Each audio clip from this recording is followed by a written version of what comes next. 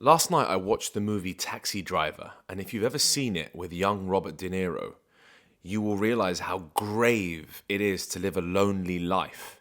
The premise of the movie is basically this taxi driver in New York City who hates life, who's really negative about New York City, who lives a very lonely lifestyle. Eventually, he goes completely rogue. He tries it with this woman that he loves. It doesn't work out too well. He then attempts to actually murder someone. And then in the end, he does murder a bunch of different people. It just goes to show that loneliness can drive a man absolutely insane. Watching that movie triggered me to want to make this video because we are certainly living in treacherously lonely times. The WHO is declaring loneliness as a global public health concern. The Surgeon General of the US states that loneliness is more deadly than smoking. Loneliness and social isolation have become public health concerns. More widespread than smoking, obesity, and even anxiety. I want to give you some stats here that I've taken note of, which is going to absolutely shock you. If you're experiencing loneliness, I hope you've come across this video because at the end of the video, I want to give you 3 master tips of mine to help you combat loneliness and get you back out there in society. Nearly 1/4 of the world's population feels lonely. I found that absolutely absurd. Can you believe 25% of the global population feels lonely? And it gets worse if you live in America. 15% of men claim that they have no close friends. Could you imagine living that life? I certainly couldn't. Those are some of the stats that I came across which shocked me into making this video. And I want to talk about why that's the case first of all and then give you the tips. Look, people are less likely to get married in today's day and age. People are having fewer children. People are much less likely to belong to religious organizations. People are just not as religious anymore. When you were religious, you would go to church, you would go to mosque, you would go to the synagogue, and there'd be a community of people there, and everyone had the same vision and the same aim and the same ideologies. And so you wouldn't feel lonely in those environments. You'd have other people around you. You could talk about the same things. And religion was very good at bringing communities together.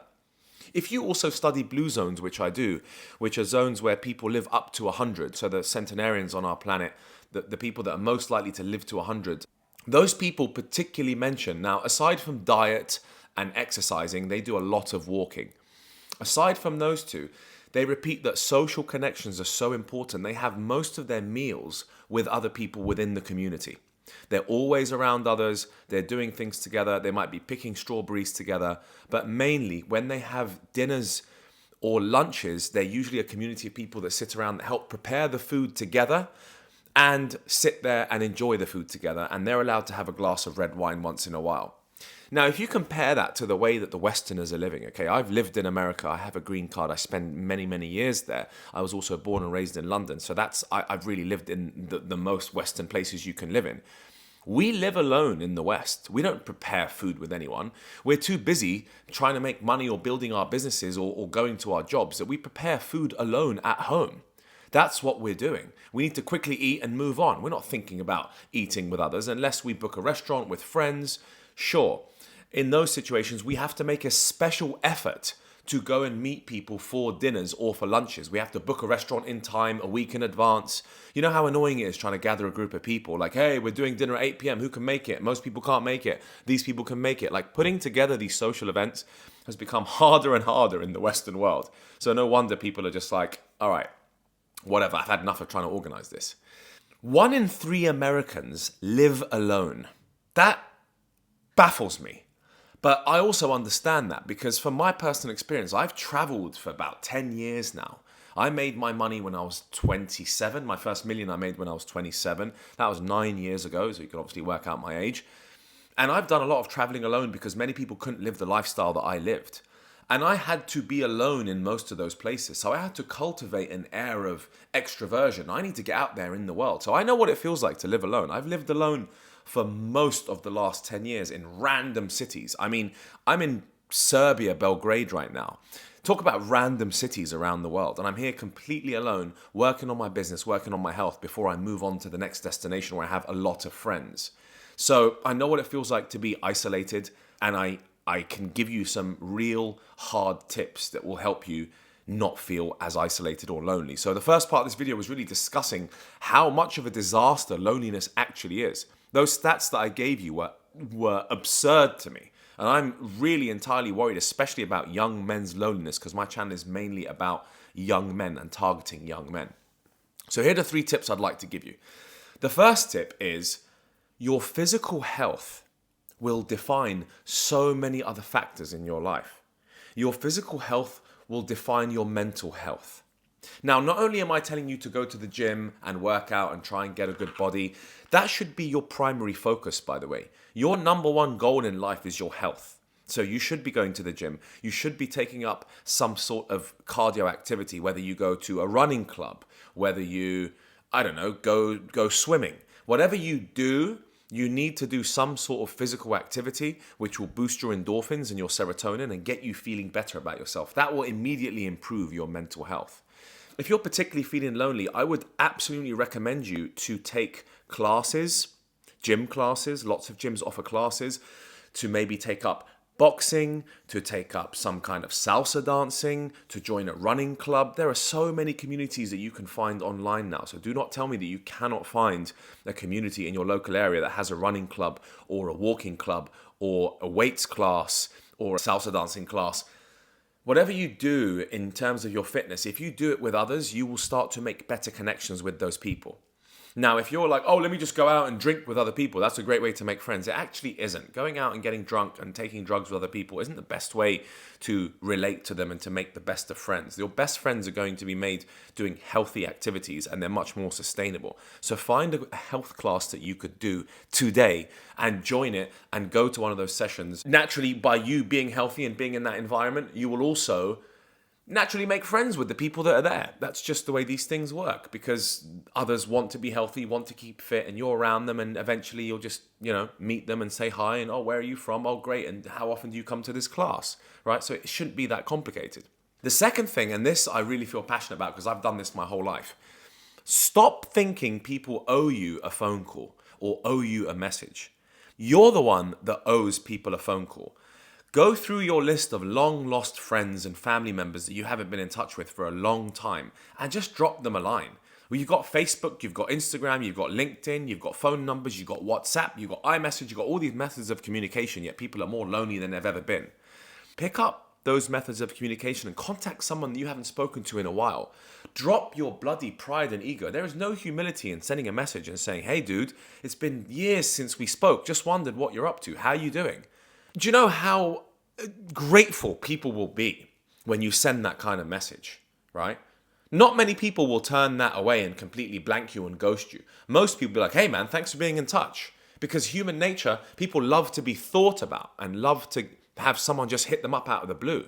So contact your long lost friends right now. Go through it today. Spend the next 30 minutes thinking of people that you're thinking about in your past that you haven't spoken to in a long time, and contact them and message them, and just a simple damn message is, hey man, been a long time since we last spoke. Just want to know what you're up to and hope you're keeping well. And you'll be amazed at how many people will respond to you and the dialogue or conversation that you can now have. The third and final tip I want to give you is get used to talking to strangers. This is a really tough one.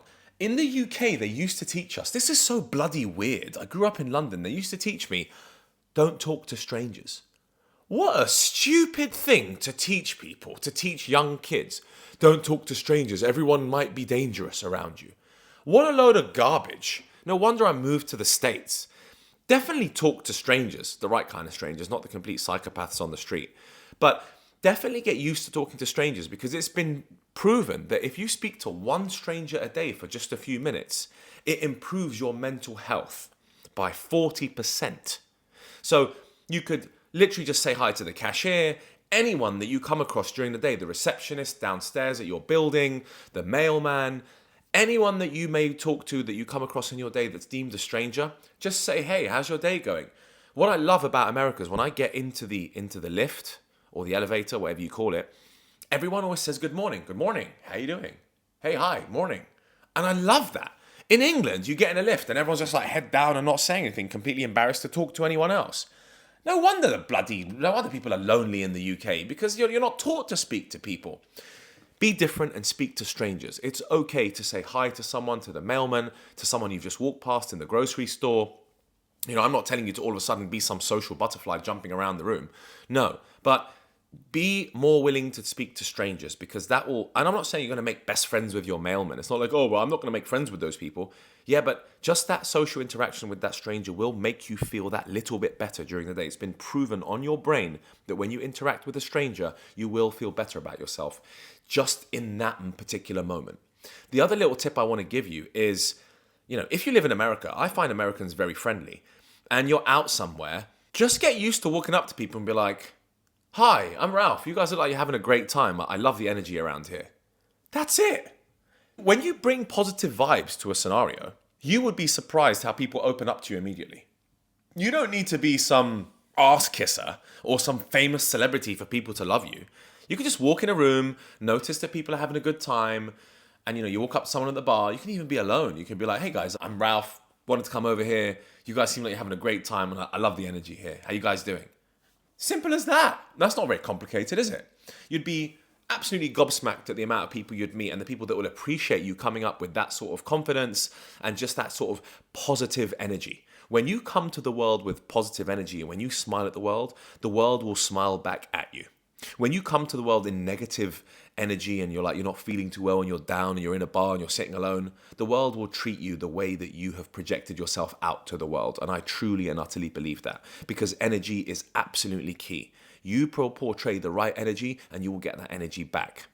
So getting in physical shape, going to those classes, picking up the phone to your long lost friends and speaking to people in a bar, all of those things will build you up to that point where you just become a little bit more social and you're happy to have those conversations with people and strangers, and it will build up your confidence and your extroversion to a particular degree. It's a bit easier for an extrovert like me to make friends because I'm confident, I'm happy to speak to anyone around me. I really don't give a shit who you are. I'll come up to you and say hi without thinking I'm disturbing you. Remember, it doesn't matter. You're not disturbing anyone. You're just coming over and complimenting and saying, I really like your energy, guys. It seems like a cool table. I just wanted to come and say hi. It's as simple as that. Here's a wrap up. I want to say that it's not all bad news. Okay, so I've built myself in solitude. I wouldn't say it was necessarily loneliness, but I've built myself being alone and in solitude in different places around the world. And you build yourself to the best version of yourself by actually being in solitude, by being alone, because you get to discover who you really are. You really get to discover who you are when you are completely alone somewhere. Now, once you've done that and once you've built yourself alone, then you can step out into the world and then you can engage with society. But you build yourself alone in solitude. You might, read a book and watch videos that you like, and then you might work out in the gym alone. I'm going to the gym alone today. I've got no one to work out with. Who cares? I'll go alone. No problem. Once you do that and once you build that and once you build yourself in solitude, I'm telling you that loneliness isn't the worst thing that you could experience. You build yourself within your own home, within your own environment, and then you step out into the world and you attempt to show your best face. Smile and speak to people and just open up your community and open up your karma. And once you put out the good positive energy out into the world, you will start receiving some of that back. So get in touch with people you haven't spoken to in a long time and break this loneliness epidemic that we're currently dealing with. It's extremely dangerous, and you're the only one that can do something about this. Do not expect people to come to you and to call you. Humans have their own problems and their own lives. I want you to be reaching out to people today. Drop your ego, drop your pride. There is absolutely no humility in you contacting people you haven't spoken to for many, many years.